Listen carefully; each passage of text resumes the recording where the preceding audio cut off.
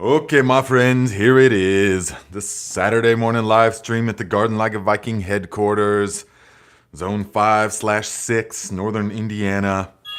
Let me know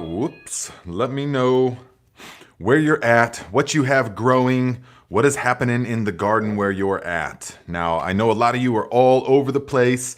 Some of you, your last frost has already passed.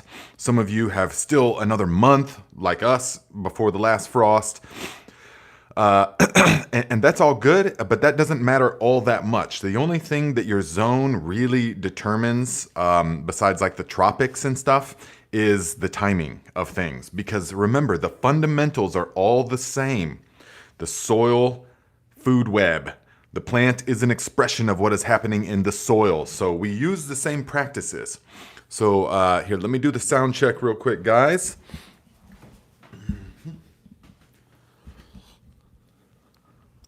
Dry beans. Okay, what did I say?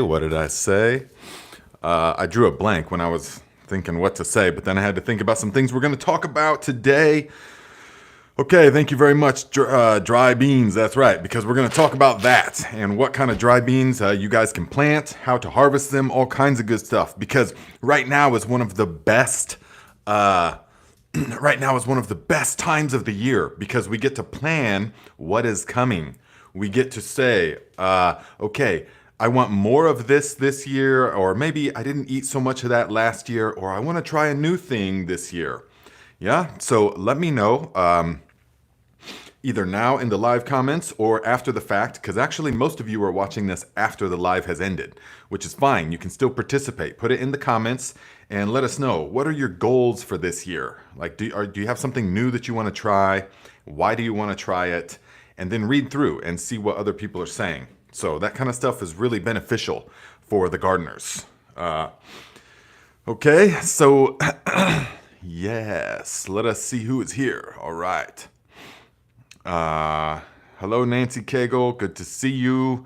I'll be seeing you pretty soon, guys. Remember, next Saturday, we're still going to do the live stream, but we will also be at the Crabtree Farm Center in Chattanooga, Tennessee, doing a JDOM seminar from 4:30 to 6:30. I think it's next Saturday. It's the 27th. Yeah, it's the 27th. Of April. So if you guys are anywhere in the Chattanooga area and you want to come to that and see what we are talking about, meet and greet in person, you can do that. All right, go to the Crabtree Farms website and get some tickets. Hello, Kim Williams says, good afternoon from Tunisia. Yes, hello. Jody Forzani, hello, my friend. Let's see. Steve O says, I'm planning on planting 20 blueberry plants. Need advice growing in clay. Yes. Guys, can you give Steve O some blueberry planting advice? But not things that you've just heard, but things that you have from experience. This is very important. All right. As of yet, I don't have a lot of experience with blueberries. That's why I don't comment on them that much.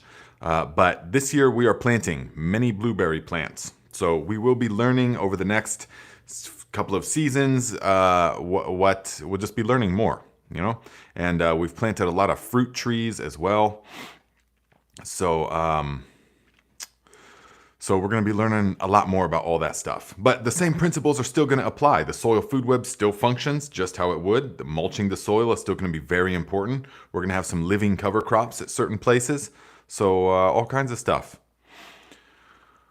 Let's see. Grant says, good, doing onions for the first time. Planting today with the board method, Viking style. Yes, with the board method. Preferably oak planks from your long ship. No, not really. Oak. No need to use hardwood. But the board method, though, guys, remember, the advantage, you know, each technique has an advantage, certain pros and cons. But the board method I designed because I was tired of going through and making little holes and trying to plant each onion and get it. Oh, wait, it's a little bit too deep. Oh, wait, no, it's a little bit too shallow. Oh, wait, okay, there. And then go to the next one. Oh wait, okay.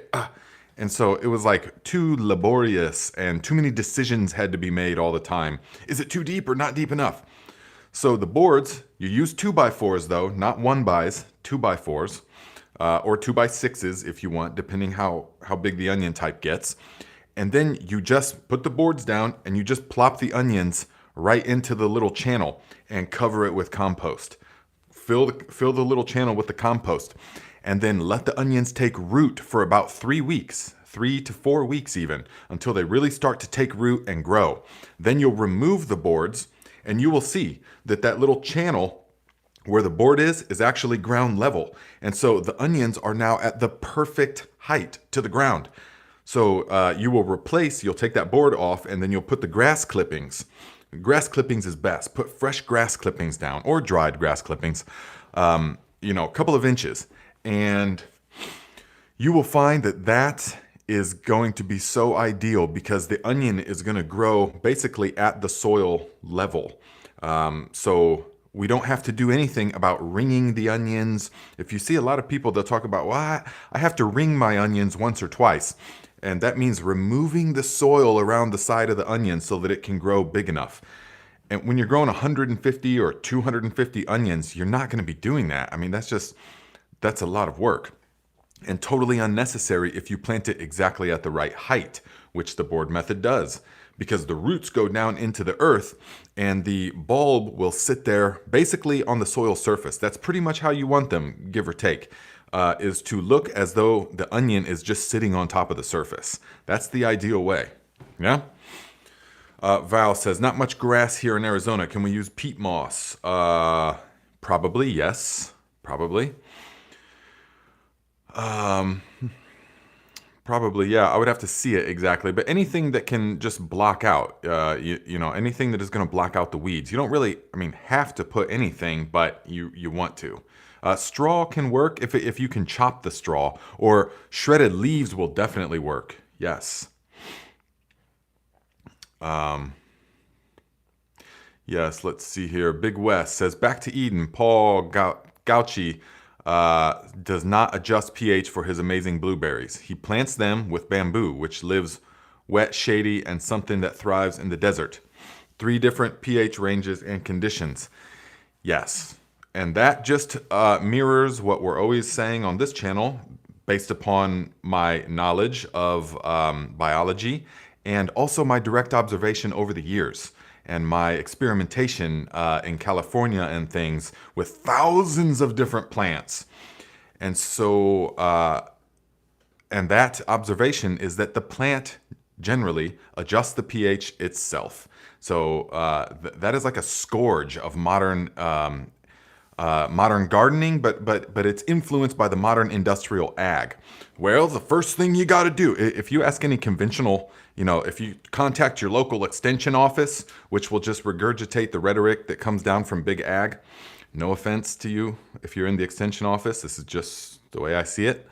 And so if you ask them, they say, well, the first thing you got to do is get a pH test. And then you got to start adjusting the pH of your soil, adding lime, or you got to add gypsum, or you got to add this and this, and bring it up and bring it down. And then you got to start adding N, P, and K. And then, oh man, totally overwhelming, totally ridiculous, and totally unnecessary, because the plant, which has been surviving for millennia, millions of years, has already perfected that art of adjusting the pH to what it needs. You don't have to do that. You can. So it doesn't matter what the pH in the soil is 25 feet away from the plant. The only place that the pH matters is in the rhizosphere, is in the area directly in between the soil, the interface between the soil and the root. That's really the only place that it matters. And so the plant can manipulate the pH to what it needs based upon the microorganisms that it knows will produce the right pH through their microorganism activity. So that plant, the blueberry, if it has all of the microorganisms and organic matter that it needs, then it can say, okay, well, I need a more acidic area. So we will utilize the sun, and then we will combine the elements, capture the carbon, and we will create the exact type of sugars that the innate intelligence in the blueberry knows is going to attract the microorganisms that will create its ideal pH range. This is how it works. So, but here's the catch. So long as the soil is alive. And that's why you hear industrial ag and that whole school of thought has to adjust the pH because they treat soil like a soilless growing medium, basically, or like a growing medium, not a living, breathing thing. And so they might have to adjust the pH, of course, because there's no microorganisms in there that can do it anymore, and they just dump toxic chemicals on them. But when we're using these methods, guys, there's no need to adjust your pH. Just forget about it. Just throw your pH meter out the window and never look back. You don't have to worry about it. And I know that goes totally contrary to what so many people are pushing. And I used to be the same. I used to spend so much time adjusting pH and adjusting all the nutrient solutions, and then also taking the soil and then getting a solution from it and testing that pH and then adjusting that. Forget about it. Over the years, I learned it doesn't matter because the plant already takes care of it. You could never compare with the intelligence that is already thriving around us. So there's my thing on pH. Yes, VA Green says pH is more important for hydro. Yes, or seed starting. Other than that, I don't worry about it much. Yes, I don't even worry about it for seed starting, but for hydro, absolutely, because you don't have the soil food web. Hydro is a whole different ball game. So yes, you have to that way. Yes.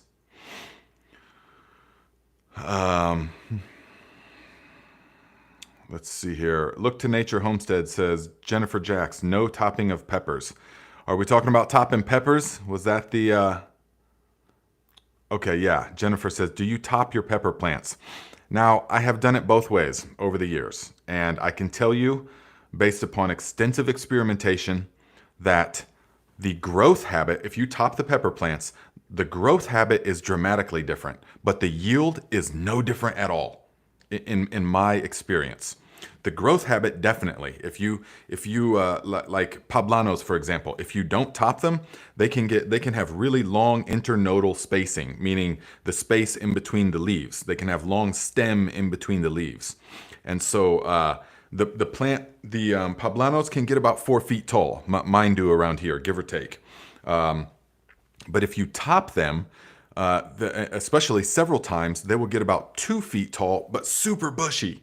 And have a lot of different branching off of it, because when you top it, it sends the growth hormone down and it makes it brings up the underlay, and so it's more bushy, more stout, but it doesn't yield anything different, is what I found.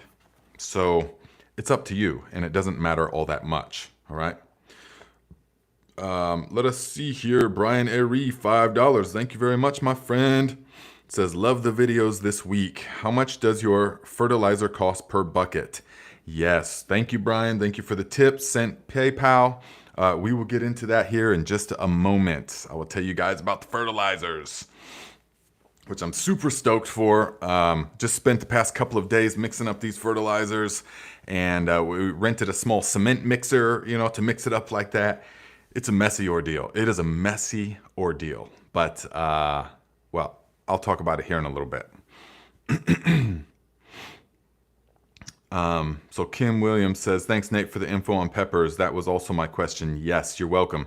Now, the thing that I do is if the peppers begin to flower too soon, I do pinch off the flowers of the peppers, because peppers are, they like to set the flowers and then the fruit, so if I haven't, especially if they're still growing indoors, or if I just transplanted, up until about a week after transplanting, I will pick the flowers off of the peppers. And that just encourages, at least I feel like it does, I really feel like it does, encourages more of the vegetative growth. Yeah. Because the only purpose of the plant, its main objective is to reproduce. That's it. And so if it feels like it's on its way to reproduce, it's going to focus all of its energy on that seed, and it's not going to worry about growing super huge and tall. So yes, Grant says Larry had a question. Oh, yes. Thank you. $10, Larry. Thank you for the tip, my friend. Says the humic acid powder that gets mixed into water, then diluted again in a gallon of water. They claim it is a game changer with new roots. Have any knowledge or experience with it? Best way for roots. So, humic acid is a very beneficial thing. Definitely. It's like a chelator. I mean, it essentially can attract and lock in different nutrients that the plants need. Yes. It depends what you're growing in. If you're growing in the ground, in living soil that's full of life already, and that has organic matter been added to it for some time, then it's not going to matter as much. So it's not, because humic acid is in the soil anyways. It's the very, very final stage of decomposition, we could say. And so it doesn't get more broken down than that. And so it's not something that you really need to worry about as far as your stuff in the ground. So if you're growing indoors, or if you're growing in soilless growing medium, okay? So if you've got, like for example, see, I put humic acid and fulvic acid in the Viking Granular fertilizer because it's a 1 part, that's it. That's all that is required. And so my mom's garden, for example, is 150-gallon grow pots. You know, in soil, we reused some old potting soil and stuff. We got a bunch of it. And so they were filled with a combination of like peat moss and perlite, because that's what we had available. And so in that is no soil. There's no soil in that. It's just a peat moss and perlite. That's like any of the Pro Mix or the bags of Pro Mix, that kind of stuff. There's no soil in that. You have to remember that. And so for that reason, I put the humic acid, fulvic acid blend into the Viking Granular so that when we put it into that, it's going to be there, because it's not naturally in the peat moss and perlite mix, of course. So that's why I say it depends. It depends. But for the most part, most of that supplement stuff is marketing. It is.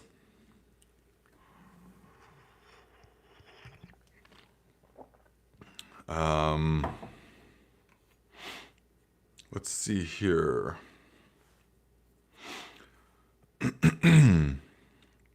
Larry says, not the ground. Okay, then, yeah, you can definitely help. Then, yeah, you could add some. You know, it just, I mean, some of the stuff can get super expensive. And so you want to be mindful of what you need and what you don't need. Jerry says, catch the rest later. Keep growing. Yes. Okay, my friend. We'll see you on the other side.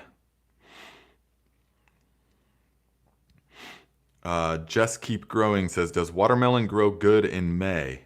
It depends on where you're at. Watermelons like it hot. They like it hot, humid, not blazing hot, but they don't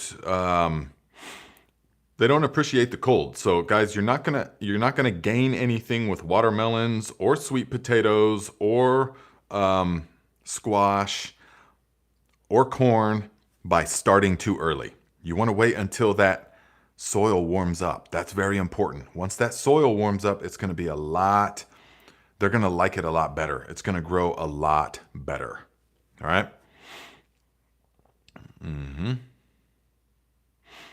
Kelly Cornell says, blueberries. In regards to blueberries, we have clay soil with 5 inches of regular soil on top. Planted 45 years ago in full sun and let them do their thing. No cutback every year because of ignorance. So there we go. Planted them 45 years ago. So there we go, guys. Kelly is not adjusting the pH. It sounds like she's not worrying about doing all kinds of manicuring to it and stuff like that. Let's see here. Mike Corkins says, Corkins. Can I use grass clippings as mulch? Absolutely. You just want to be careful that you don't apply it too thick if it's fresh. The fresh grass clippings can can sort of rot if they're more than just a couple inches thick. But if you let them dry out, then they can, then you can put them however thick you want. Yeah.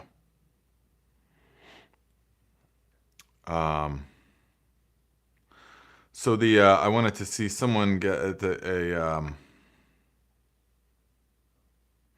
Tree Rogie says, Nate, what do you use for root starting propagating plants? Pretty much the rooting hormone that I made the video of a couple of weeks ago. Yes, that is what I will use, and then just soil. For the most part, if you're talking about like the high stakes gardening, then I used rock wool cubes. Yeah. And then it's super important. Well, I used a bed of perlite. I would take two 10-20 trays, one with holes, one without. And then I would put a layer of perlite down, and then the rock wool cubes on top of that. This is pro tips, guys. The rock wool cubes on top of that. And then I would stick the clones into the rock wool cubes like that. And the perlite really helps to mitigate the moisture and all that kind of stuff. But when it comes to cloning things, the health of the mother is everything. It's the most important thing when it comes to cloning, in my opinion and experience. A sick mother is going to have sickly clones that are going to be hard to root.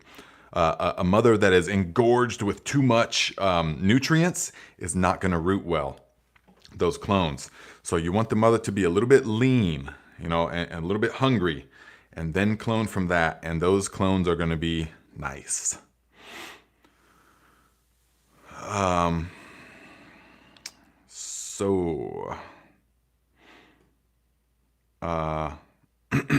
Alice Hedrick says, my strawberries are loaded, and so is the blueberries, but we're going down to 37 degrees Sunday night, below 40 for 3 hours. Will they go mush? I don't know about that. I've never had strawberries at that temperature. So I can't say either way. Guys, let Alice know. Let's see. Somebody said, I wanted to see it. Because I'm going to find it. Mark Bass says, will you try Electroculture again this season? Guys, what do you think? What do you think? Am I going to try Electroculture again this season? Jody Forzani, thank you very much, my friend. $27.99 Canadian.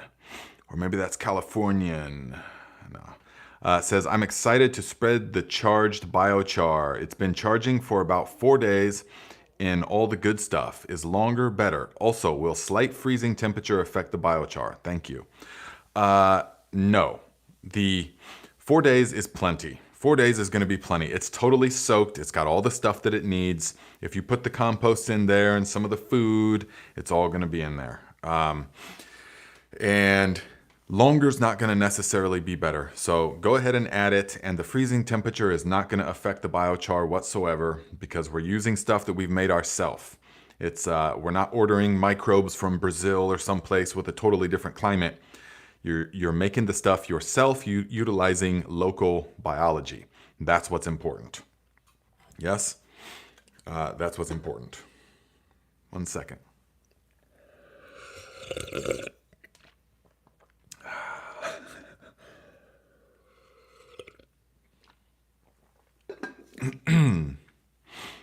So Wayne Caroli says the sugar in the strawberries should protect them at that temp.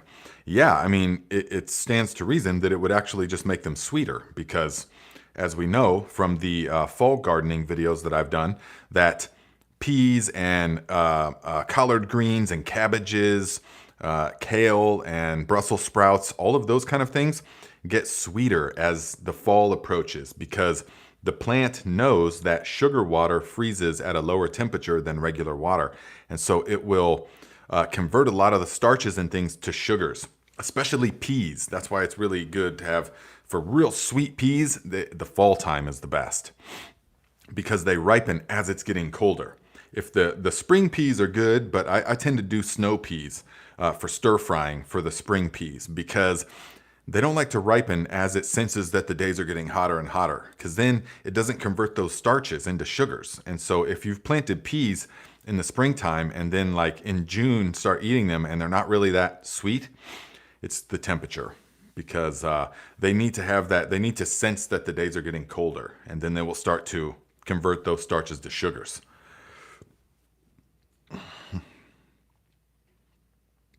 Whoa, Big Will Dog says, my ever-bearing strawberry plants fruited up till mid-November last year. That's pretty good.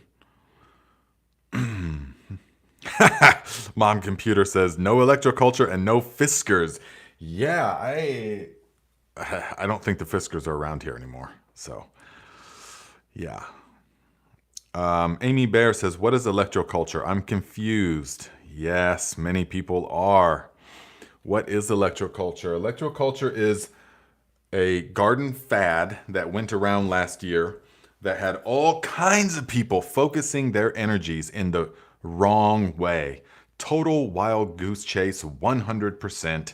I felt it in my heart from the beginning, but being the scientist kind of mind, and also knowing my past experience, I've had my mind blown many times in life, many times. I said, okay, well, even though that doesn't feel right, electroculture, the copper antenna thing, it doesn't feel right. It seems like total nonsensical, a joke, you know, but I'm still going to try it anyways, just in case there is something that's actually there. And so I tried it several different ways, planted all the different ones. You know, I wrapped it clockwise, some of them counterclockwise, and you know, I put these things, I put like 7 of them around my garden. I put a couple of them at my mom's garden and stuff, and just to see. And I tell you guys, because of my time and my experience and where I began growing in Northern California like that, and I had so much time, countless hours, just observing the plants. And it was my passion. And so I've become so in tune with what the plants are doing. I can see the slightest little effect. I can see the slightest little effect on the plants. And what nutrient solution, you know, does what strength of the nutrient solution, by how the plant responds. The plant tells you everything that you need to know about what to give it. And so over the years, I've become very sensitive to this ability. And I was watching these electroculture, the plants with these electroculture things, not the slightest bit, nothing whatsoever. Either way, good or bad. So I was like, okay, well, that confirms what I knew already in my heart, that this is a joke. And it's very typical of our modern society that people don't want to have to worry about, that they don't want to think about hauling manure and having to work with the soil food web and get out there and get barrels of fertilizer and have to mulch the soil, when all you got to do is just stick this copper antenna on the ground. And that's it. Ha ha ha. No, see, that's very indicative of the modern culture, is that they just want, this is basically like a pill, you know, just take a pill instead of changing your diet or your lifestyle. It's a similar kind of thing with these, and everybody wants that to work. So, and you'll hear all kinds of success stories online, but I've challenged all those people. I said, okay, please show me pictures, my friend, of exactly what you're talking about, and how much experience do you have growing? Radio silence. I've never received any pictures. No pictures that confirmed to me. I received several pictures that were like dismal, and I just thought, okay, well, those plants are sickly, and they're talking about, look, okay, they got like a tomato plant in a 5-gallon bucket with one of these things in there, and there's like a couple tomatoes coming off of it, and they're like, I've been getting great results. I'm like, well, that's not great results. I got like an 8-foot tomato plant back there that's got hundreds of tomatoes on it with a stalk like this thick, and there's no electroculture. So anyways, you see, it happened. It happened, all right? So guys, don't waste your time with it, okay? The plant, the concept is true, harnessing atmospheric energy. But guess what? The plant is already doing that, as perfect as nature can design it. No amount of copper that you mine and and you're making sky motors. It's got to be counterclockwise, and I can't tell you how many people have commented on my video. It's because they're not tall enough. Mine are 35 feet tall. You got 35-foot tall copper antenna. How much does this cost? And What do your neighbors think? I mean, God. I mean, yeah, it's just on every level, okay? So, Big Will Dog says, but Nate, was your copper blessed by one pastor, 3 priests, and a couple rabbis? That's where you went wrong. It is. It is. See, the whole experiment, the whole thing's no good. Redo. Yeah, well, that's how insane it is. You know, that's how insane it is. I mean, imagine if it would be no different than if I was like, okay, if I made a video and said, guys, okay, so I've got something that the fertilizer companies are trying to hide from you. This knowledge has been suppressed, okay? If you put a pair of underpants next to your plant, it's just gonna take off. No need to fertilize. No, the pollinators are attracted. But it's very important, okay? It has to be a G-string only, all right? And they have to be used, okay? So only in that circumstance is that going to work. So you see how absurd that sounds? And that's exactly what this stuff is like, okay? Underculture. Yes, guys, have you heard about that? I like it. Joe Chakalis says, you heard it here first, underculture. Guys, I mean, we could start that. We could say, so guys, there's this new thing, underculture, okay? And so, but you got to say it with a straight face when you're talking to somebody. I mean, it's as absurd as this. And say, guys, you want the biggest pair of used G-string underpants you can possibly get. And you want to put them as high as you can get them in your garden, okay? In the front yard. This is how it happens, see? So we could do this. And it would be every bit as nonsensical as this. So anyways, guys, don't get me started again on this thing. Okay, Steve-O, $10. Thank you very much, my friend. Says, we have a lot of chemtrails sprayed in our area. I'm concerned about the increase of aluminum and barium falling on plants and ground, affecting natural biology. This is a common concern.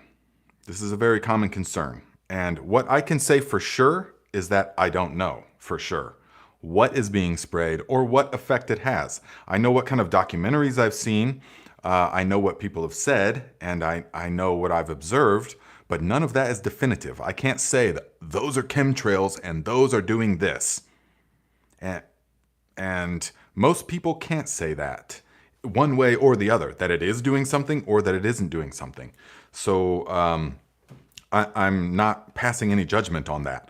What I am saying, though, is that we need to make our system as resilient as possible. So let us not worry about that. If it is chemtrails, there's not much you can do about that. So the Mountainside Homestead says, I'm crying from laughing so hard. Yeah, man, let's start it, guys. So the chemtrails, guys, in order to shield yourself from chemtrails, you have to get the biggest G-string you can possibly find. And that will do it. And you have to put at least 12 of them in the front yard facing southwest at 11 o'clock at night with a flashlight. So all these stipulations, see? So, okay. Yeah, so the chemtrails, I just wouldn't worry about it because, and that's why I don't. So if it's happening, you know what? That's why I detoxify my body and mind. That's why I eat food that is grown in nutrient-rich soil. That's why I do the master cleanse once a year. That's why I drink almost a gallon of water a day, half to a gallon of water. I sweat in the sauna all the time. I ice bathe. I do all these practices, and I eat food that's not been sprayed with any chemicals. I'm very conscious of all this. So you do the best that you can. And I mean, I'm thriving. I feel amazing, increasingly amazing all the time. So that's why it doesn't concern me. So I'm just going to grow in the same way anyways, okay? So everybody's feeling it, okay? I'm glad that we're all laughing all over the world. Look at that. The VA Green says, okay, ladies, we need some volunteers. That's right. That's right. Well, because even Dorothy's laughing, says I'm choking on my coffee. Yes. But we're laughing. We're laughing because of how outright absurd that is. But all last season, I was laughing because of how it's equally as absurd that they're making people. They're saying, "Hey, just wind these copper wires and put them all over your garden." And the guy that's selling these is like, "But you need one every 3 feet." And so for a person with like 300 feet row of plants, they're gonna need a lot of these. Well, they're only $5 a piece, and I happen to sell them. So in underculture, I'm going to begin selling them. Okay.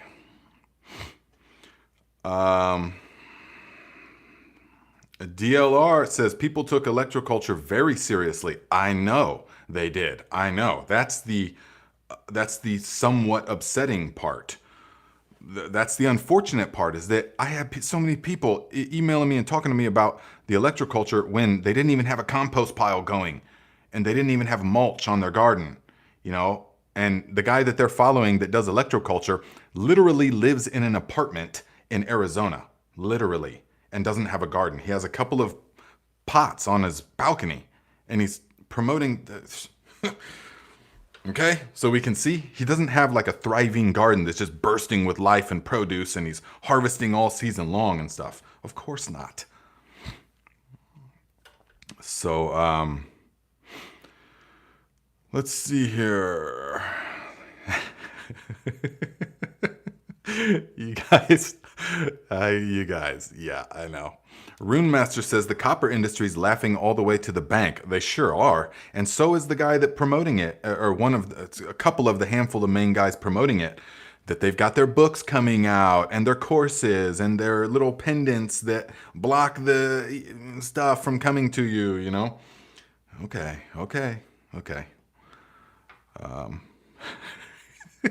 Yeah, man, I can't stop laughing because you guys are coming up with some good ones.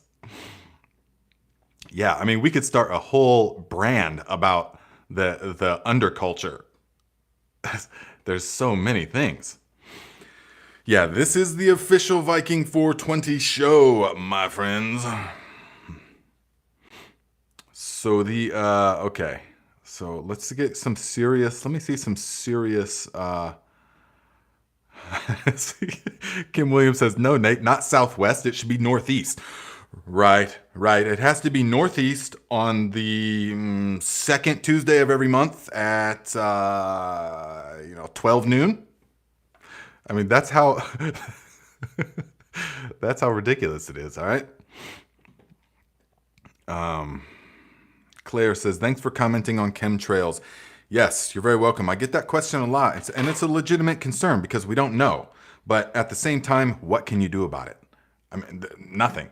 So you make peace with it, and you do everything else that you can to cleanse yourself from that anyways. And so even if there is something spraying, I don't feel like I'm affected at all. In fact, I don't believe I'm affected at all because I just don't feel it. I just don't believe it.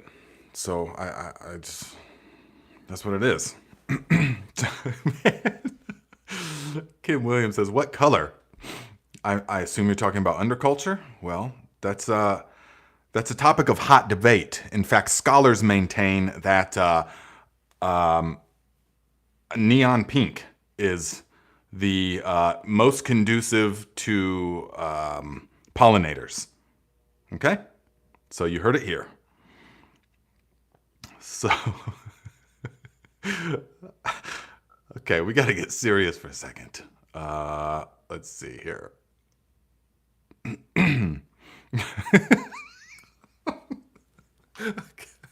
Okay. So some Kefir, guys.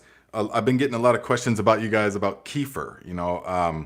So the a lot of you ask about so this is Kefir that I've been fermenting myself, and I let it go a little bit too long purposely, and everyone's like, well, what about the liquid separated from the Kefir? Now, is it the same as labs? No, it's not. It's not the same as labs. There's over 52 different strains of bacteria in here, not just the lactobacilli. So the labs is different, and it works in a different way. Now, I can't say, though, that this is not effective because I've never used the kefir, because you should not be pouring it off. If you're making kefir to consume, you don't pour this off. You just take this and you just go like this. Let's see. Hope it don't go all over the place because these white lids kind of suck. But look, that's what you do. You don't pour that off ever because that's the good stuff. We want to consume this. So once it does that, once it separates, that's the sign that it's done. It's totally done when it separates. And so shake it up, strain it out, and consume, or put it in the second ferment.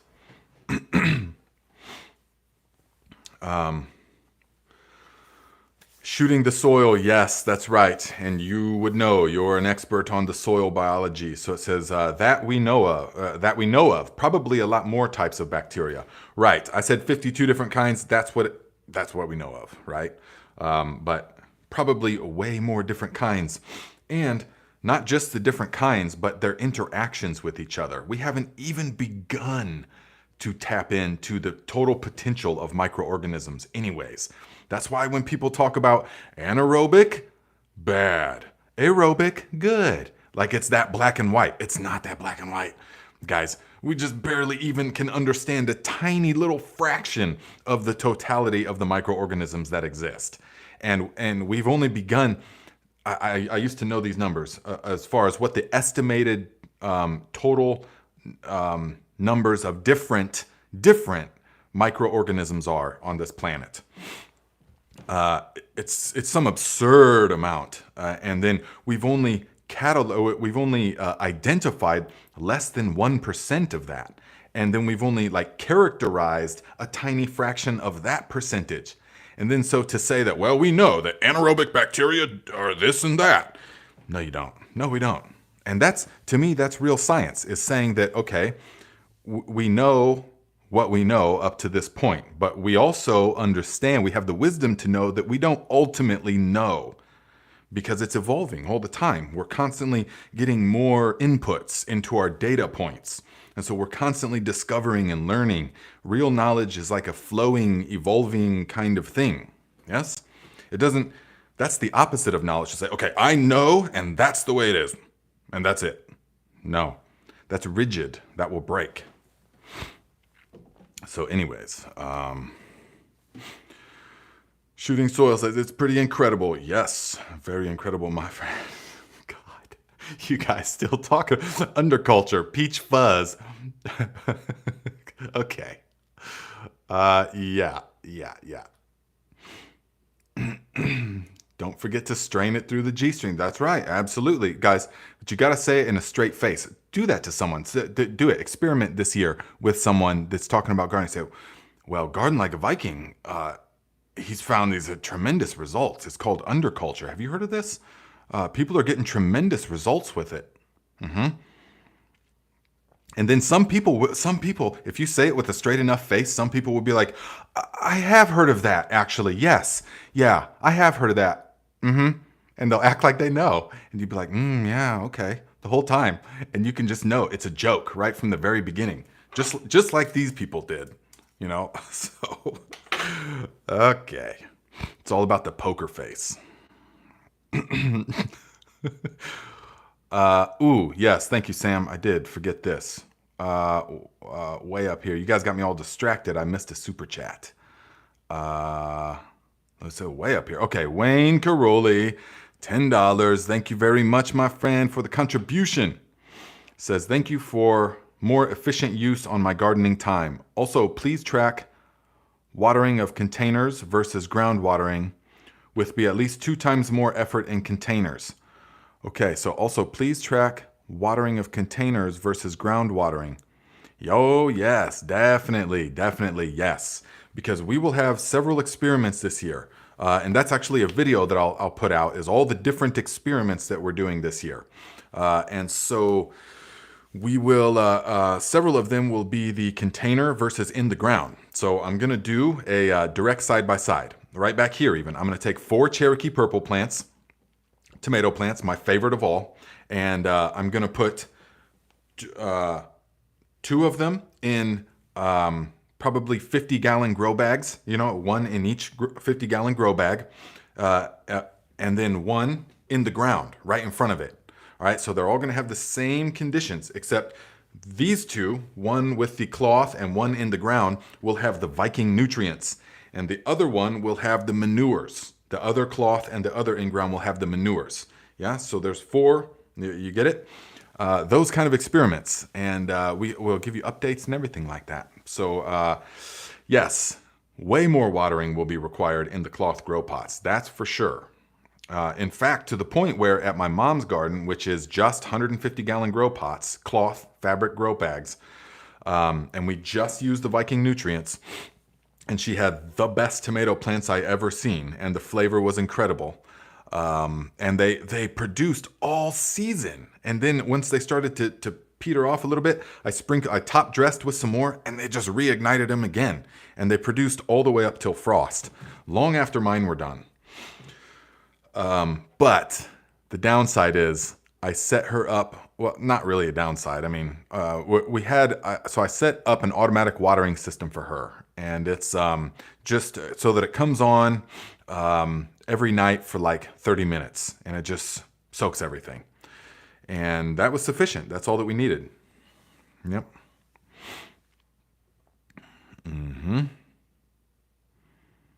Yeah, I know. Grant says, got to do a smaller bag too, since people always do a 5 and 10 gallon.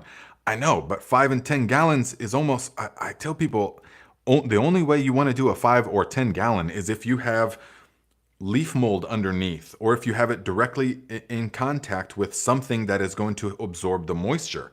Don't just put it on concrete in a 5-gallon bucket.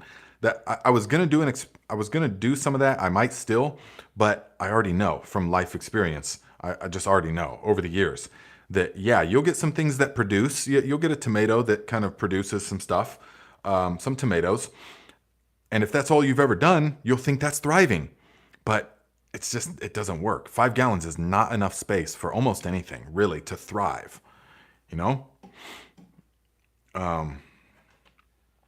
So Matthew Seal, $20. Thank you, my friend. Says, does Labs prevent gnats, and can you foliar spray with it during the day? On the Gulf Coast, and everything is in the ground and thriving. Nice. Labs, nothing should be sprayed during the day. Nothing should be sprayed during the day. Okay? Nothing. Because not only does the ultraviolet light sterilize things, such as the microorganisms that we want to work for us, it also can become phototoxic. So, and I know this, ask me how I know this over the years, damaging the plants. You will see, if you spray something in the daytime, you will see white burn marks on the plants, potentially, probably. And that is because it will become, the sunlight will burn the plants because of how you've sprayed. And it interacts with the solution. So you never want to spray in sunlight, okay? And Labs is not going to kill the gnats, but it's going to help to eat up the fungus that the gnats' larvae are eating. So yes, in that way it will. If you need to directly annihilate the gnats, you want to use the ultimate slug solution. Guys, pretty much for most anything, that ultimate slug solution that I showed you the video of last year is the answer. That's all I use. If I even need anything, that's all that I really use.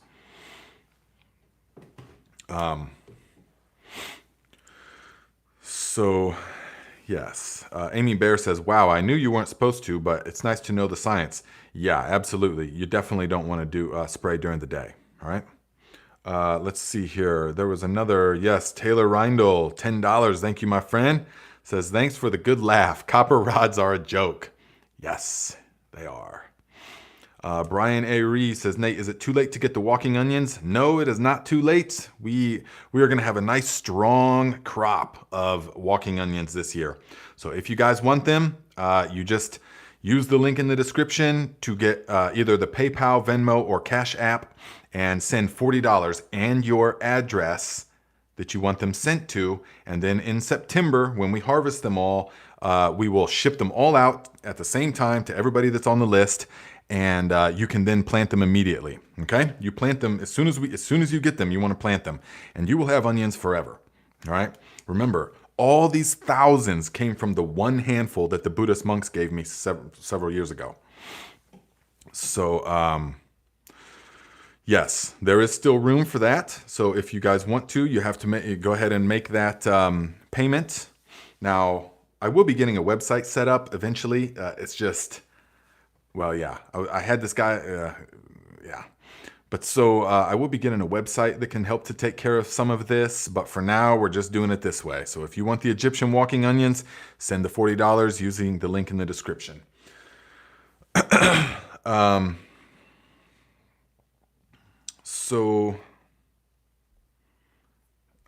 Yeah, I know. Michael Lanning says, I believe that last week you said you would go through the list to confirm that we're on it. Can you do that? Yes, but it'll have to be next week. I totally forgot about that until right now. So it will have to be next week. I will remember somehow. I will turn this crystal sideways and it will remind me when I look at it to do that. Okay?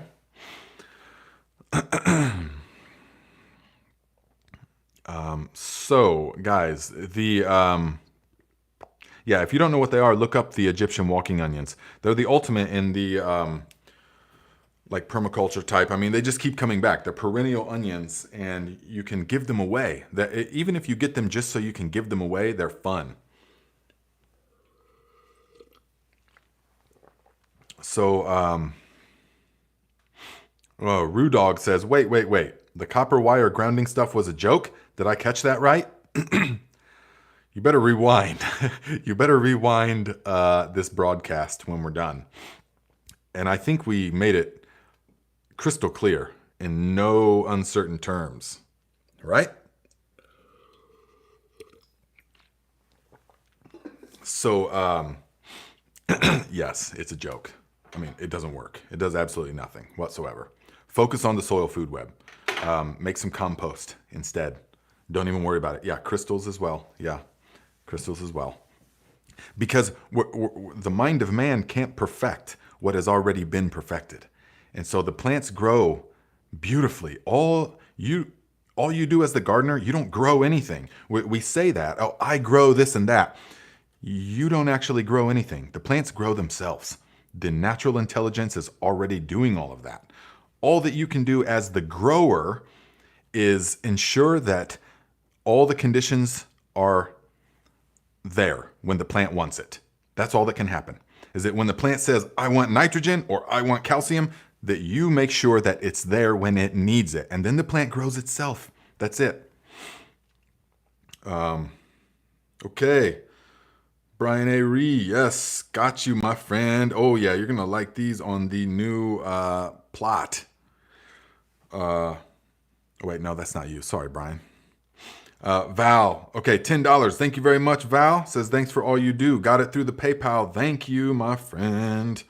And Brian, 40, got your 44. And I see the address. Okay, we got you. No problem. Now, guys, the reason I like you using the PayPal, Venmo, or Cash App is because there's a record of it all. You know, you can send a Raven, definitely, the P.O. Box, and I've got them, but it's just easier electronic methods, you know.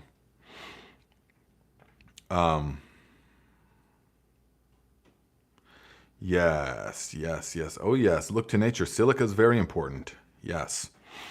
But it's not like, okay. Val says, question. Will cucumbers be okay to grow in 25-gallon fabric bag? 25-gallon, one cucumber plant. I mean, to do it right, all right? 25-gallon, one, really.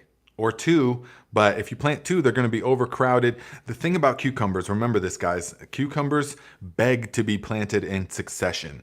So don't think that you're going to plant cucumbers at your last frost date, and then those are going to be your cucumber plants all summer long. They don't do like that. So no matter how diligent you are, no matter how rich the soil is, none of that stuff is going to be able to keep the cucumber from catching a disease. the yellow spots, yeah, or the powdery mildew. So that's just the nature of the cucumber. The cucumber, it sprouts and it puts down roots. It looks like it's doing nothing. The cucumber, when you direct sow them, it will sprout and then it will look like it's doing nothing for like 2 weeks. It will just sit there and get annihilated by pests, and then you're like, well, where'd the cucumbers go? Oh, they're not there anymore because they got mowed down by slugs. Oh, okay, you better plant them again. But if you've got your system right and they don't get annihilated in those 2 weeks, then all of a sudden, out of like the very next day, boom, they start growing and you'll see a big old leaf come out of them and then it's off to the races. And within just a couple of weeks, they'll be 6 feet long, the vines, and they'll be producing little fruits already. It's incredible. It's because during those 2 weeks, they put out their leaves and then they use that solar energy to put down the roots. So that little plant will have big old root system. So that once it hits that stage, then it goes, all right, it's go time. Boom, and then it grows. So they'll grow really fast, produce a boatload of cucumbers really fast, so long as you're keeping them picked, but then they'll die off. So plan that in your cucumber regimen this summer. So say, okay, I'm gonna have three plantings of cucumbers here. They're gonna be like 3 weeks apart. Yeah, and we're gonna start the first planting about May 10th, give or take, a few days before the last frost, or even on the last frost, plant it then, and then 3 weeks later, another planting, 3 weeks later, another planting. Yeah. And like that, you will have a succession of healthy plants all summer long. Instead of getting those ones and then try to nurse them along, and then people hit me up, Nate, what can I spray on these cucumber plants? They got all kinds of disease and pest. That's the nature of cucumbers. It really is. I mean, for the most part. So they're short-lived, really intense, and they produce a bunch of stuff, but then they die off. So plan for that, okay? So let us see here. Well, it says Debbie Miller wants to be friends on Venmo. I'm not sure what that means. I will look into that here. So, yes. Revolutionary Bliss says, thanks for all your knowledge and allowing us to squeeze your brain. Absolutely, my friend. I feel like it is my duty because the nature and the universe and life has been so generous. And so it just feels like my duty to pass on all of that, what life has shown me. So, Tyson Clements says, hey, Nate, what would you use for cannabis while in flower? That's a big question, my friend. That's a big question. So, and that's beyond the scope of this live stream, definitely. That is super mega advanced level growing right there. Can be if you want to do it like for real. So guys, what I wanted to show you, okay. I'm going to talk a little bit about the Viking nutrients, and then I'm going to go into the potatoes. I got like a bunch of different potato examples right here. I want to show you because it's about time to plant potatoes. I want to show you about the onions, okay, what you got to do to get seeds from them. Then I'm going to show you about the dry beans. Then I'm going to show you my absolute favorite type of bush green bean. So that's all coming here in the next half hour, okay? But first I want to tell you about the Viking nutrients because you just have to listen.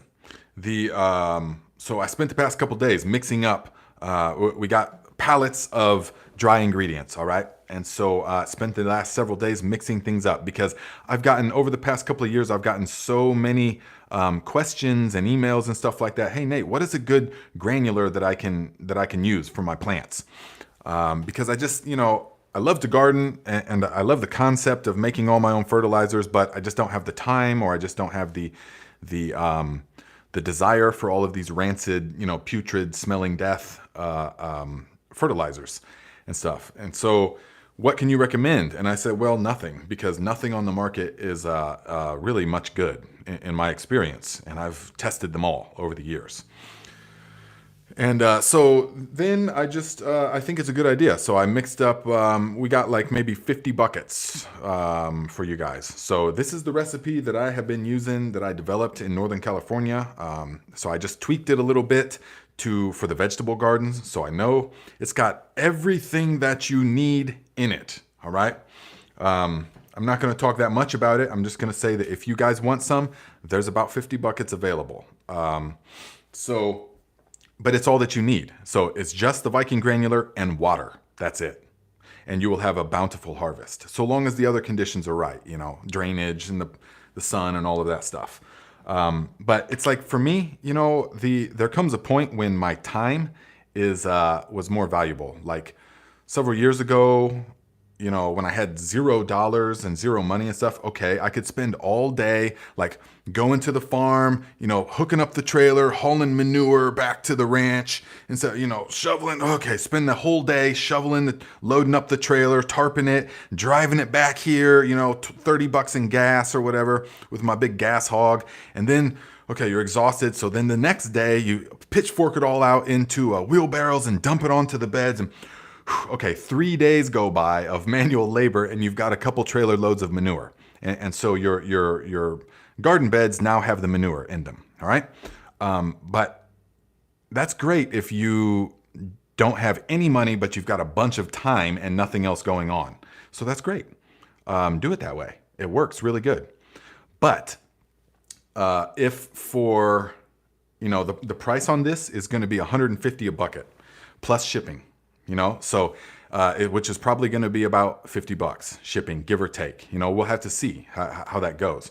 So so now at this point in my life, for 200 bucks, is it worth 3 days and $30 in gas and all if I can just have this bucket of this one bucket will do my whole garden. What 2 or 3 trailer loads of manure would have done. So if you're telling me that for 200 bucks, all in, 150 on, you know, plus shipping, that I could just get this granular and sprinkle 2 or 3 liters of it per garden bed, and I would get actually better results than the manure, then I'm all for it. So that's the whole mentality for it. That's who it's for if you guys are wanting that kind of stuff. So we have some, okay? It's for the 5-gallon bucket, it's 40 pounds. It's 40 pounds, guys. And this will do, if you've seen my garden in the videos and stuff, this will do the whole garden. It's going to be 150 plus shipping. There's also 33-pound buckets because we got some smaller buckets. Those are probably going to be like 120 or 130. I'll have to figure out exactly. So there it is. So if you want it, contact me and we will figure it out. But you will use it, only apply it about 2 weeks before planting time. That's all the longer that you need before planting time because it goes to work fast. It's got fast release, slow release. It's got tons of minerals in it, all the minerals that your plants need, everything. It's a one-stop shop. So hit me up if you would like it. Otherwise, continue doing all the other stuff on the channel. Venmo, okay, Debbie Miller, got it, $40 via Venmo. Got the address as well. So yes, you will be getting your Egyptian walking onions. Rudog says, will it be good for cannabis too? Definitely, yes, definitely. This formula would be good for full-term outdoor though, because there's a good amount of nitrogen in it. So we wouldn't want to be doing it for like indoor or light dep, 8 week. It would be more full term, that's why I had to tweak it a bit. But it's a really good, super good for tomatoes. Oh my goodness. Tomatoes and the cabbages, well, just everything.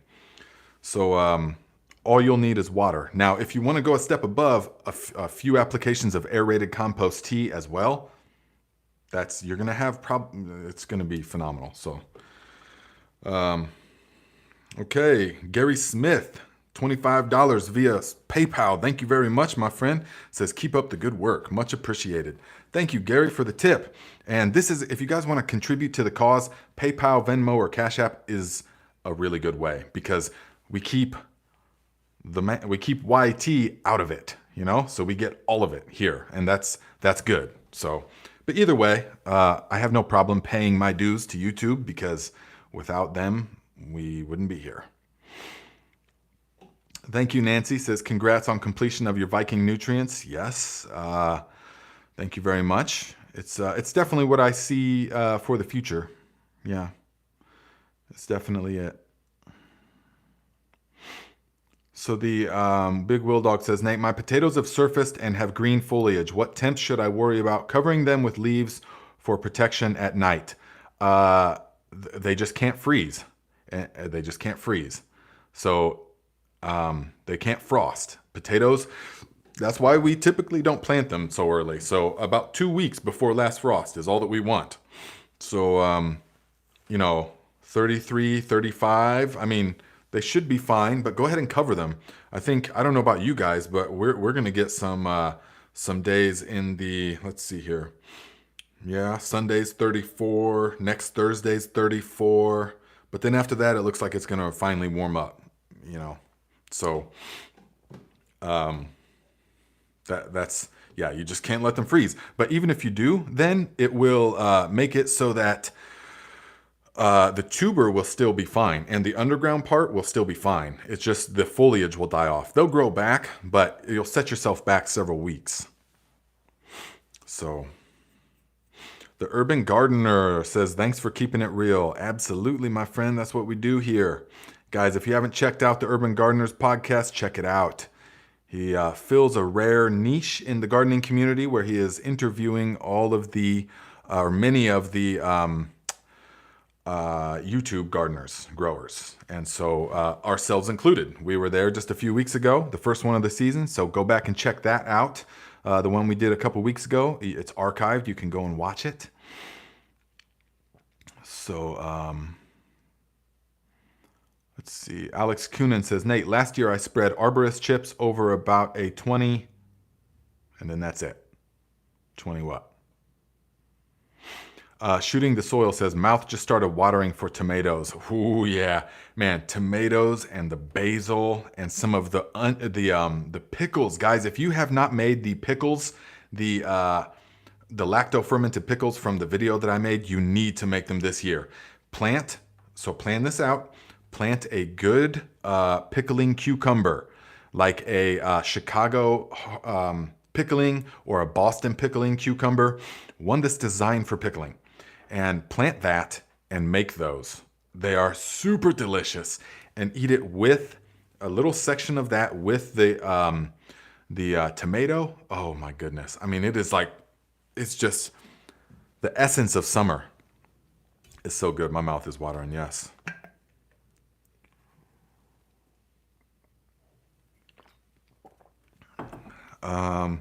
Mike Corkin says, what is the best way to plant cucumber for best production? In rich soil, in the ground, direct sown, up a trellis. And so you want to plant, so when I do cucumbers for pickling, I will do let's say in a 6-foot section of cattle panel. So I'll plant a bunch of the cucumber seeds, like every 6 inches, or even less, every 4 inches. And then I'll see what sprouts and then what survives, because a lot of them get hit by pests. And then I will thin them to one every, 1.5 feet, give or take. And, or even 2 feet like that up the trellis, if you have the space. You don't gain more by crowding them in there. You really don't. So you want to let the plant have enough. So at least 1 foot, but even up to 2 feet. And then just pick off the weak ones, so that you're left with just the strong ones that are going to thrive. That's the way to do it. And keep that soil mulched. Once the cucumbers come up and the soil's warmed up, keep it mulched because they like an even moisture. Cucumber roots are pretty shallow, relatively speaking, and so they're close to the surface. So they're prone to drying out, and they need a lot of water. And so keep that soil covered. Once they've sprouted and the soil has warmed up, keep them covered. Yeah.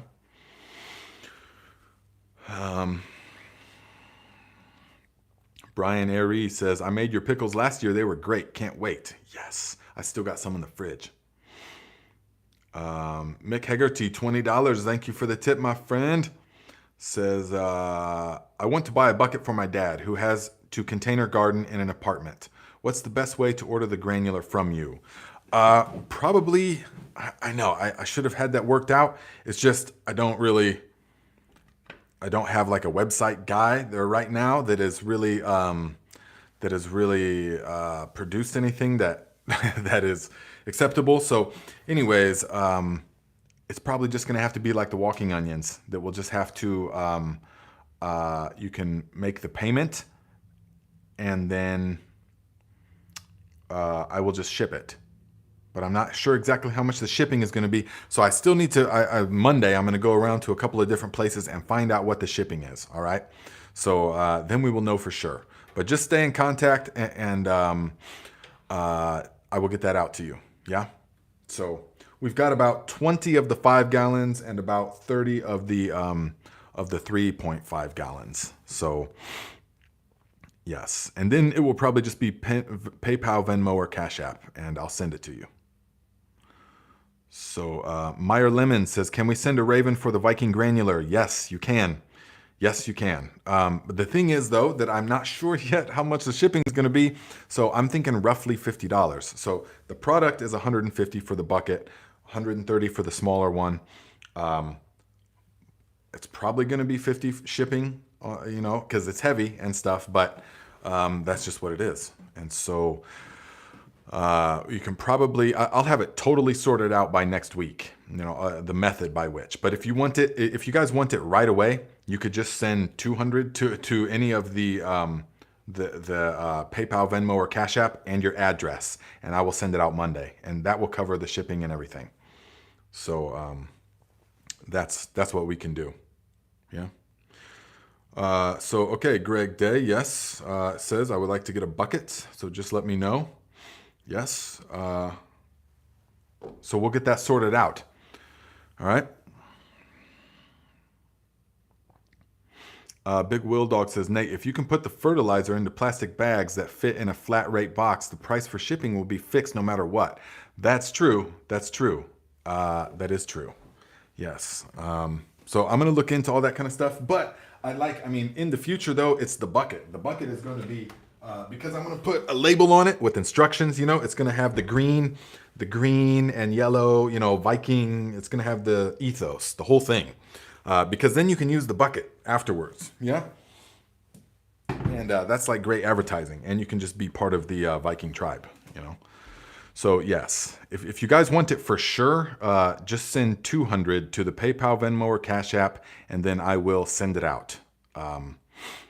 Give me the address, because that will cover shipping probably. Last year I sent a bucket to Texas. It was $75 for shipping. So I'm going to find a way that does away with some of that.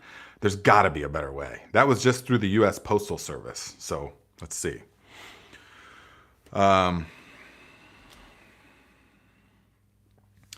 Okay, my dad says, put your email in the link and then have them email you and save that emails and take the orders that way. Yeah, we can definitely do that. But we have to pay a certain way. So yes, you can send me an email, definitely. It's just gardenlikeaviking@gmail.com. And that's good. But you can also put it in the notes of the payment, and that way works really well.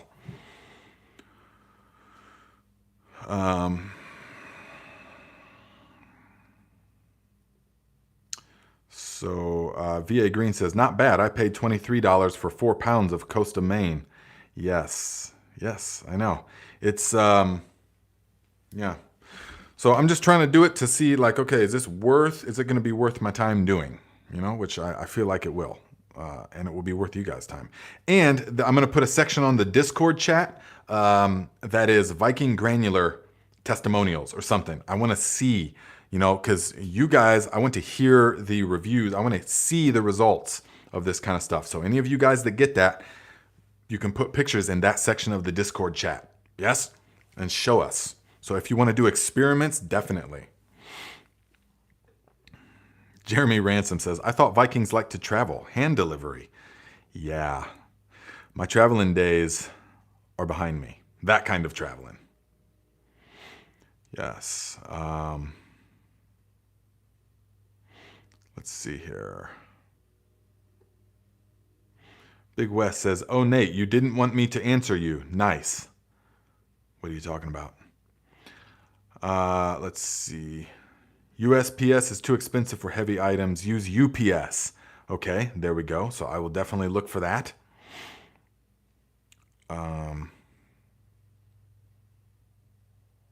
Rudog says, "Yes, I already know that's going to be super successful. How long will it last before it goes back?"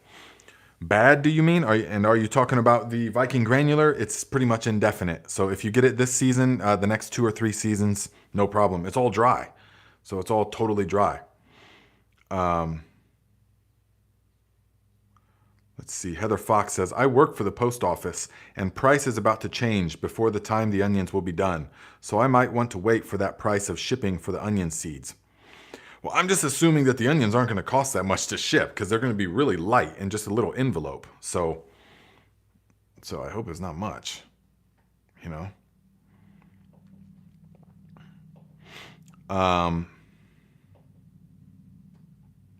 Yes. Okay, thank you guys very much for all the suggestions and everything.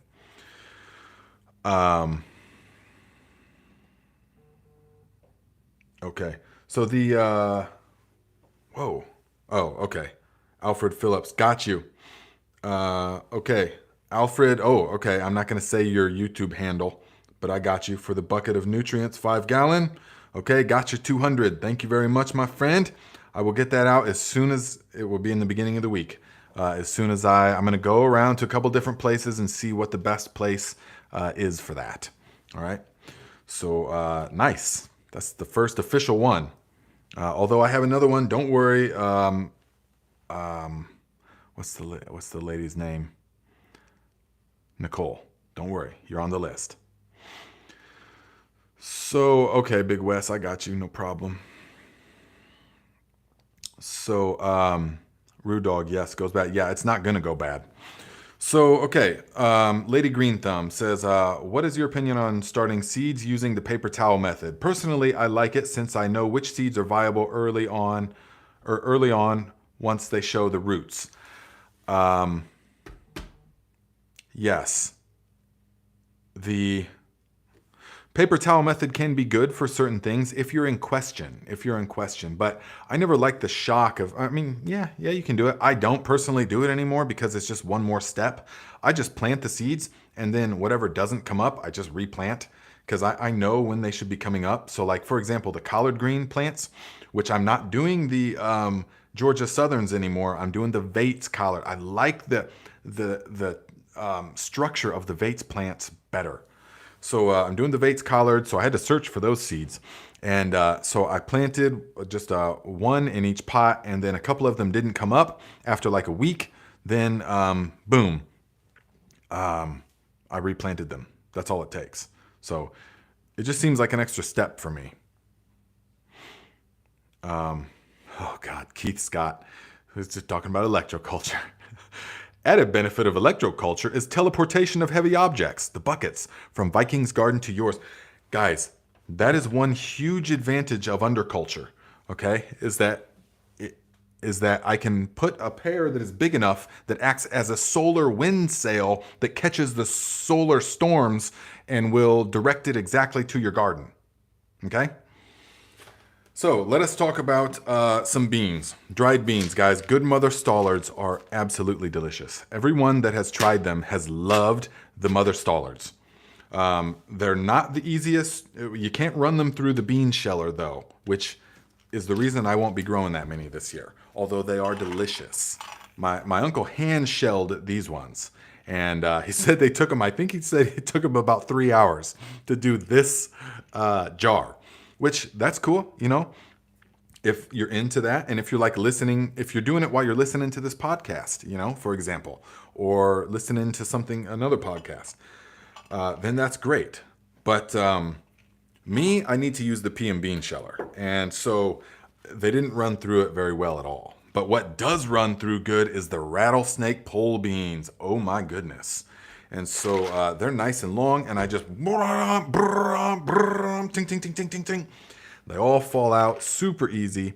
And the rattlesnake pole beans, guys, is if I could only recommend one bean, it'd be the rattlesnake pole beans, because the you guys, because the you can eat it as a green bean. It's a really good snap green bean. Yes, they do have strings, but if they're small enough, if you get them when they're small enough, like smaller than the size of a pencil, then they have no string and they're super tender. And you can just bite them and they have like a nutty, a pine nut kind of flavor to them. Very delicious. You can saute them just with butter and super good. Maybe some summer savory.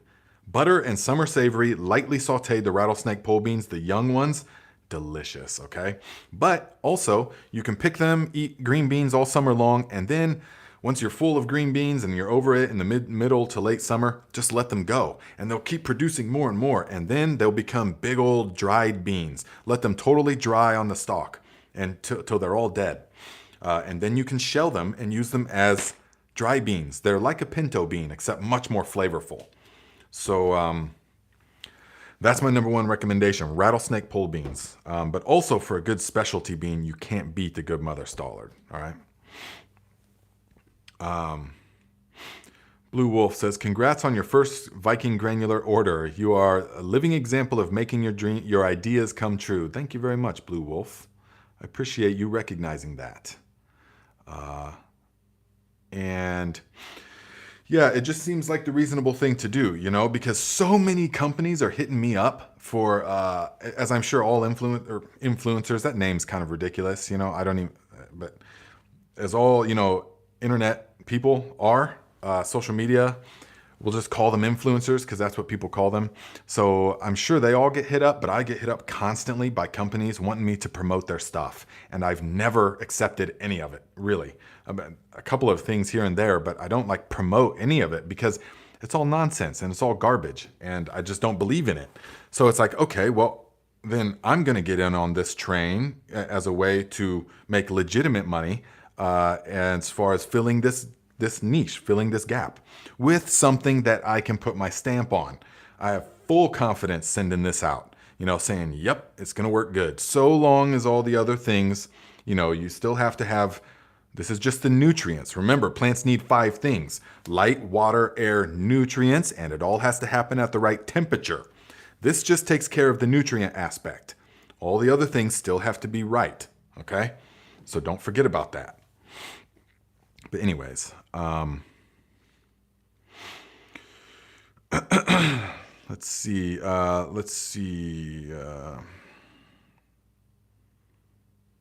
LR says 40 to you on Venmo for the walking onions.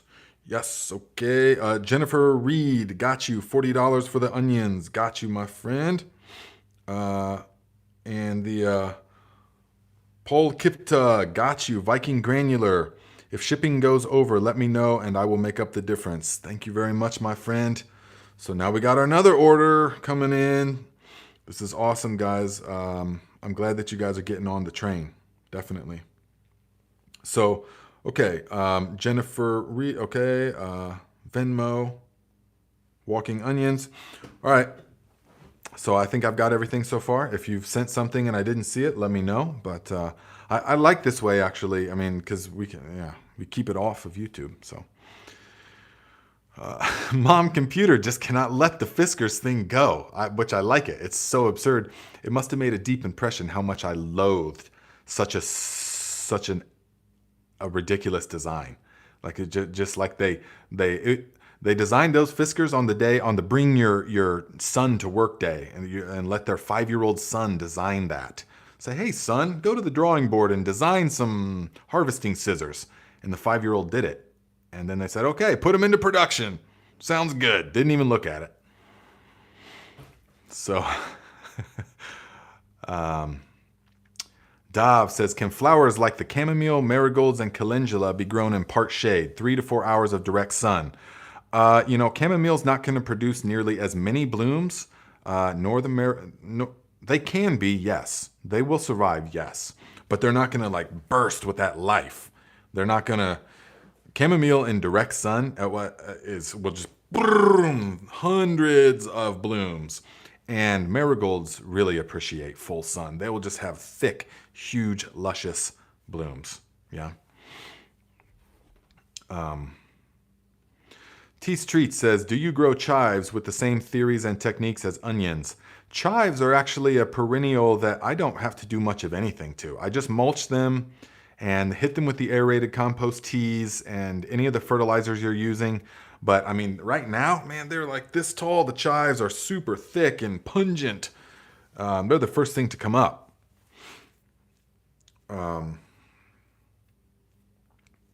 Oh, Freebird, that's right. Thank you. Says, don't forget about the potatoes. Okay, guys, so now is pretty much coming time to do potatoes, to plant the potatoes. Because remember, they can't get hit by a frost. And so here's what we're doing. These are my favorite potatoes of all time, the German butterballs. Because this one, it's starting to chit because I put it in the sunlight. It's still rock hard, guys, from last year. They store unbelievably well. And they're super dense and flavorful. This thing feels like it's made of like lead, almost. You know, it's pretty heavy. So these are the German butterballs. Now, there were some of them that were elongated, long, so I cut them, you know, because this was like probably this long. So I cut them because we only need a few chits, you know, per each section. So you only need to cut them if you want them to go further. That's all you really need to do. Let's see. Rich McGann, what's up, Pikey? He says, what can you do with the chives? They seem limited. Chives, actually, I use them all summer long. You saute. So to use chives, get a bed of oil, of olive oil or lard or tallow or coconut oil, and then chop the chives up and put the chives in it and let them saute for a little bit, and that will infuse the flavor of the chives into the oil. And then cook whatever you want. Sear tuna, you know, or sear, you know, you can cook, or eggs. Eggs is the best way. Scramble up some eggs, and once that chives are nice and they start to become just a little bit crisp, then pour the eggs in there. Yeah? So many different ways. Or you can let them become super crisp and it's like a char, and then sprinkle them over fish of any kind. Super good, okay? Yes.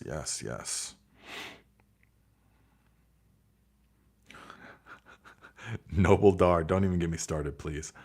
Okay, let me get back to this. So for the potatoes. Now, you don't have to cut the potatoes. Contrary to popular belief, everybody wants to cut the potatoes. You don't have to. You're doing that so that they will go longer, so that they will go further. Now, many of the potatoes, so this is all that you actually need to plant right there. That's going to become a new plant. So here is another German butterball. That's going to become a new plant. It doesn't matter how tiny it is, okay? I'm not going to cover it in much soil to begin with, but it's going to push up through the soil, and it's not like other things where the size of the seed potato does not correlate to the size of potatoes.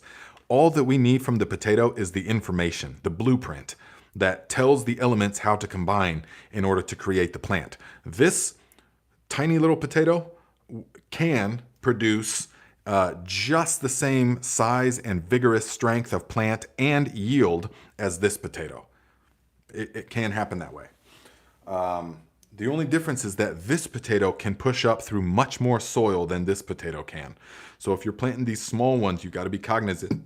You got to be cognizant of that. Okay. You don't want to bury them in too much soil. Now, here we have a delicious potato, Austrian crescent. I love these. And so some of them had many eyes and they're really long. So I cut them in half. But you want to let them heal just a little bit like this. All right. But the rest of these, we're going to plant as they are. We're going to just plant these as they are right there. And all we're going to do is dig the little trench, you know, and then we're going to add a little bit of the Viking Granular, and we will be hilling these sort of combination Ruth Stout. I'm going to show you guys several different techniques. So this season, I'm going to be filming a lot of things that will be videos for next season. Next season is going to have a lot of really good videos. So is this season, but next season is going to have a lot of full year videos because I'm already looking and I'm doing them all now. So you'll see a lot of things, okay? Let's see here. Gregory Day. Yes, got you, my friend. for the Viking Granular. Okay? And I got the address. No problem. Okay, yes, got you. Okay, guys. I got you down there. So I will get that out to you soon. Okay? Now, and remember, the Viking Granular, you only do about 2 weeks before planting, no sooner than that. Even 1 week, even at the time of planting is perfectly fine because it's got things in it that are immediate release. So within the next couple days, you're going to see the boost, okay? And then it's got slow release stuff that will last several months. So Trey Cannon, $10, thank you, my friend, says, I have a 2.5 gallon backpack fogger I use for mosquitoes. Do you have a video on how you use it for JHS? I don't have a video on it this year, but I will. I will, because I have a fogger as well, an atomizer, and I will make a video on that. Yes, that's a great idea. Thank you. Yes. So, okay, a couple more things though. So you want the eyes on your potatoes to be like this. I know I've told you guys this before, but you want the eyes to look like this, okay? You don't want them to look like this. This is the equivalent of a super leggy, light-starved seedling. Do you know those tomatoes when someone like puts them in a windowsill and the stem is like 7 inches long and it's got 2 little leaves up here and it's all sickly looking because it's starved for light? This is the equivalent, all right? So these were in the basement. I forgot about them. These are russets, Burbank russets, and I forgot about them. And therefore, they were seeking for the light. But that's not going to produce very good. So actually, I'm going to bust this one off, like right about here. I'm going to bust that one off and then bury it. Now, these are what you want. These are nice and stout and thick. And do you see how here there's a lot of what we could call internodal spacing? You see, here's a little node and then boom, all that length and another node, all that length and another one. Whereas here, there's virtually no space in between the nodes. It's just like boom, boom, boom, boom, boom. There's like 3, it's just all right there on top of each other. That's what we want, okay?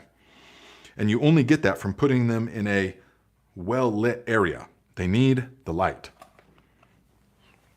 So that's the thing about potatoes. And guys, if you haven't already, give the video a thumbs up, please. Thank you. Ooh, Sam Potzik, 4/20/2024. Whoa.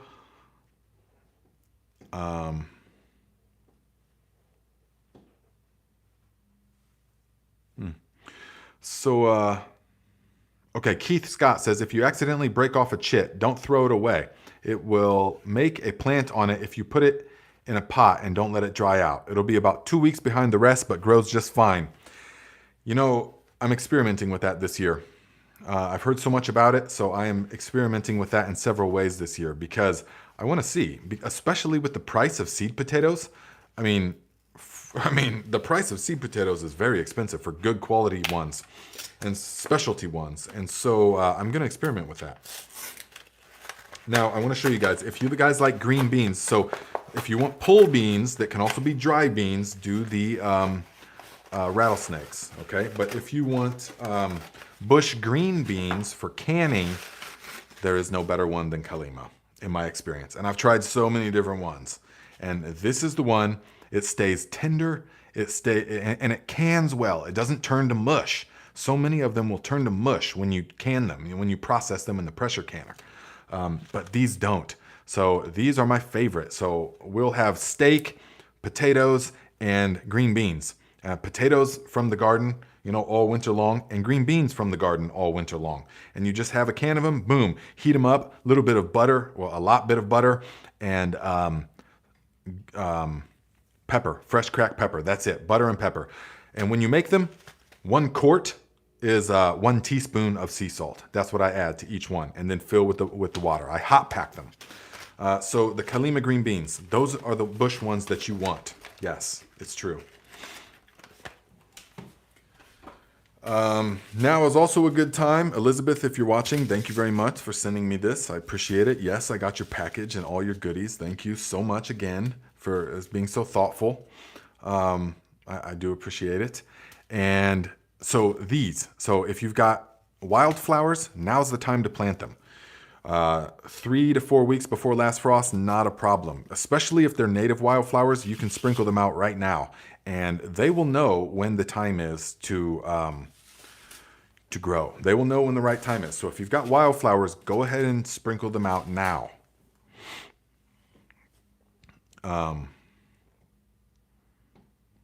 Grow all year says, how was 420 on the mountain?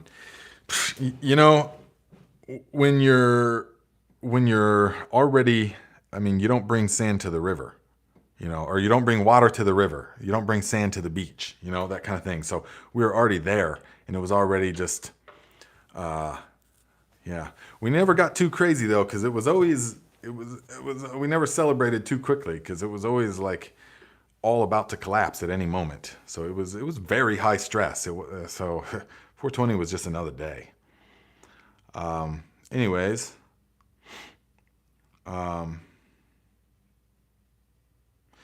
Evan Taylor says, finally growing watermelon in the proper season, and I'm seeing fantastic results. It wasn't until watching this channel that I took planting at the right time seriously. Makes a difference. Oh, absolutely, definitely. And so for most of us, like here, most of us, like in Northern California right now, or Northern Indiana right now, sorry, we are going to, it's better to wait a little bit longer. So you want that soil to warm up, okay? So if you plant June 1st is when it's best to plant watermelons and squash here in Northern Indiana, yeah? Sam Potzik, $5. Thank you for the contribution, my friend. I appreciate that. I'll hit the like. Guys, hit the like button for us. Mr. Miles says, the shops do barbecues and small parties here on 420. Where are you at? Nelson Chicas says, finally able to catch my sensei. Yes. Bow to your sensei. Napoleon Dynamite. Let's see here. Julianne says, Nate, can I get it by a super chat? Are you talking about the Granular? No, we don't want to do that through a super chat. Let us do that through any of the other methods, the PayPal, Venmo, or CashApp. And then you can give me the address, okay? Let's see here. Kim, got you, 200 for the 5-gallon granular nutrients. Please send to, yes, I got it. Okay, says, if I'm late, a 3.5-gallon bucket is fine. Says, looks like there's a lot of interest in this, so if I'm too late, a 3.5-gallon bucket is fine and keep the change. Or if owe more for shipping, please let me know. I found your channel last fall through a short on Instagram. Through a short on Instagram?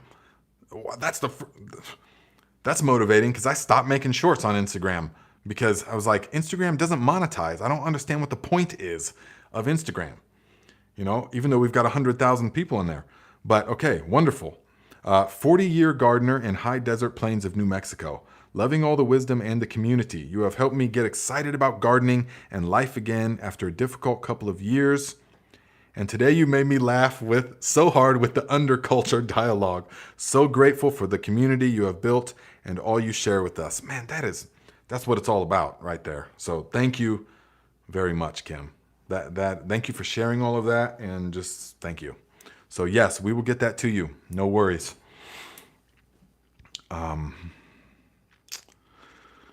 Yeah, that's wonderful. That's motivating to me, stuff like that. So Mike Corkins, $10. Thank you, my friend. Says, thank you for an awesome information. Yes, you are very welcome. Thanks for asking good questions. Viola Crone says, bye. Thanks for the tips, Nate. Gotta go watch some war crimes now. Till next time. Okay. Thanks for stopping by. Let us see here. Matt, 808, says, would love to know if it would be wise to feed cannabis plants fresh aloe vera. For what? For what would it be? The only time that I would be doing that is if I had a disease on the surface of the soil of some kind. or if I wanted to stimulate root growth of some kind. But it just depends for what. Guys, cannabis growing is a different ball game. It's just a whole different ball game. I mean, because it's so fast paced. Everything happens so fast, and it's like the slightest little thing is huge, can be huge. So it's a different ball game. Tammy Earl says, I found you recently on Instagram too. Wow, man. Okay, I should start making some shorts again, really, because I just kind of let it go cold, because it's like, okay, well, Instagram doesn't monetize. So at first when I realized this, I was like, what is everybody so about Instagram for then? But I guess it is good for promoting a brand. It is. Julianne says, Nate, can I do it by the super chat? No. So please do it PayPal, Venmo, or Cash App. Definitely. That's the way to do it, because we can't be having YT take any cut of this. Yes, thank you, Jay Dixon, for explaining. Yes. And they are under this video, the description. Johnny Appleseed Agriculture says, hey, Nate, sorry if you've already answered. I've been killing yard work. When should I expect the onion and melon seeds? Paid 2 weeks ago, you confirmed. It's September. So, yeah, that's the thing. Though that's the thing about the melon seeds. You're not growing them this year. So guys, everybody has to remember that. So sorry. But no, it's in September. That's why we're taking orders for them, because they're not ripe until September. And so that is when you'll be getting them. I guess I should have specified about the Tahitian squash seeds, but it is what it is. Yeah, listen to you guys. Okay, guys, so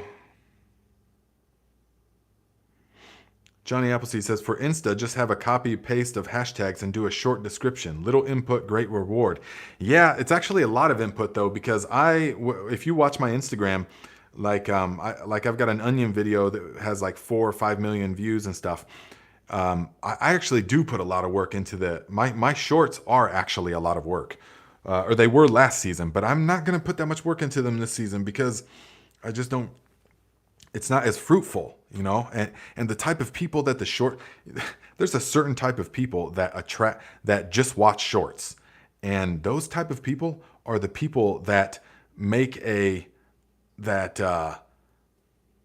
the type of people that bicker and argue and make comments that are, well, you know what I'm talking about. So I'm not going to go into it. But the shorts is like, okay, well, all the negative comments that I've got on the shorts or all the negative comments I get are pretty much on the shorts. So I'm just going to not make them. Julianne, $200. Okay. Well, we'll see how we're going to do it. So thank you very much for the contribution. I imagine that is for one of the fertilizers. Yes. Okay. Well, if it has to be that way, okay. But we need it to be through the other channels, through the other ways of the PayPal, Venmo, or Cash App, because YouTube has to take a cut of this. But anyways, thank you very much. We'll get it sorted out. No problem. Mr. Miles says, boss move, just drop it to it. Yeah, and it comes in bright cherry red. I noticed that the things are different. Like a small one is like a light blue, and then like a $10 or over is like a yellow. But then the big ones are like flaming red. So, okay, thank you, Julianne. Email me your address, okay? Okay. She says, Nate, I sent mine by super chat. I want the fertilizer, please. Okay. Thank you, Julianne. We will make it happen in some way. Email me your address, okay? gardenlikeaviking at Gmail. So yeah, in the future, we'll have an email or a website set up with all this stuff, but you guys are at the ground floor. This is just how we got to do it. You eventually just have to start doing it. Otherwise, you're just never going to do it. If I was going to wait until I had the website perfect and all this perfect, it would just never happen. So we just got to do it, start making it, and start doing it. There's no other way to do it than to do it. So, Noble Dar, $10. Your wisdom is inspiring. Our rabbit marble tonic, green matter tonic, and fish tonic has been a welcome and very fruitful program. Thanks. Okay, rabbit marble tonic. Now I get it. At first I was like, what is this? Green matter tonic. I like tonic. That's a good word for it. Okay, very good. Thank you for the contribution, my friend.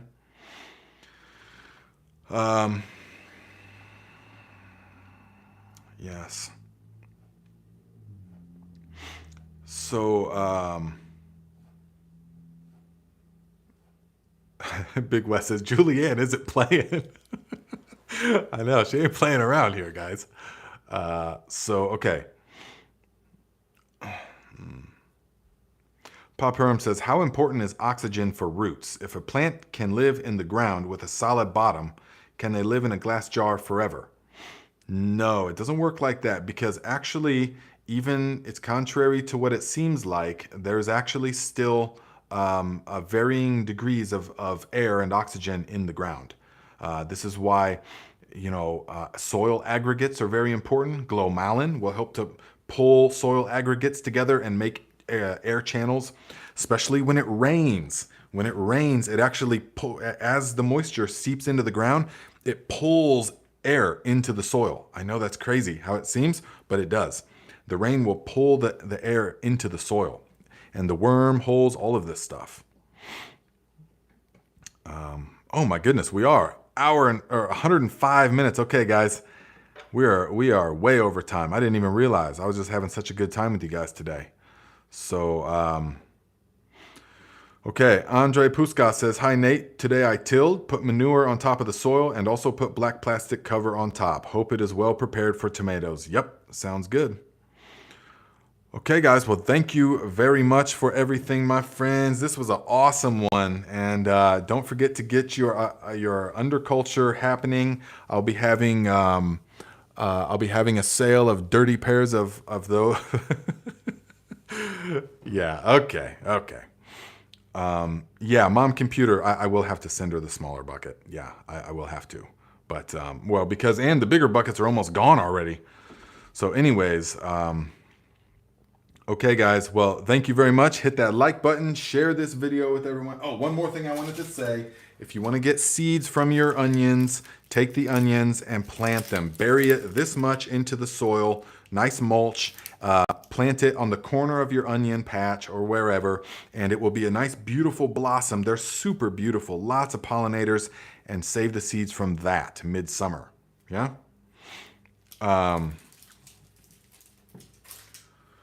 Okay, guys, so we will see you next time, okay? Norfolk Meadow says, hello from Gimli MB, New Iceland. New Iceland? Is that a place? All right. Vince says, before you go, let us know about Chattanooga. That's right. Remember, guys, on the 27th in Chattanooga, Tennessee at the Crabtree Farms, I'll be doing a J-Dom seminar where we can meet and greet and Q&A, and we'll see where it goes. But tickets are cheap. They're only like $17 or something like that, $20. So go ahead and get them, and I would love to see you guys there. I will have some buckets of the fertilizer there with me, so you won't have to pay for shipping. So if you want them, I will have some of the fertilizer with me. Me and Jenny will be going down there next week. Next week, we'll be coming to you live from the Chattanooga family plot, where we'll be installing their garden again this year. And so, yeah, if you want to get some of that fertilizer, I will bring several buckets with me. Don't worry. And Gary Taproot says, I was hoping you wouldn't notice the time. I know, it's fun, especially when we're all laughing. This is great. Guys, I want to see some underculture happening, but do it serious, straight face. Yeah, underculture, and come up with the more outlandish, the better. All right.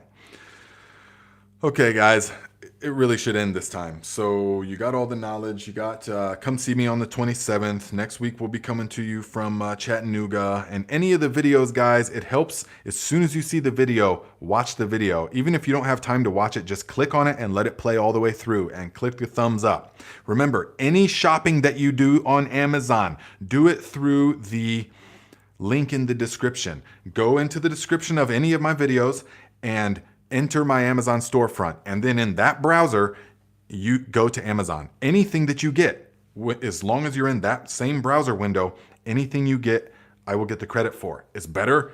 It's small, but it's better than Amazon keeping all the money. So anything you buy on Amazon, use through my link, okay? Okay, my friends. This has been a good one.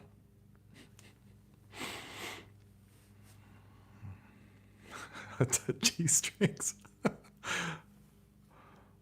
Julianne, email me your address.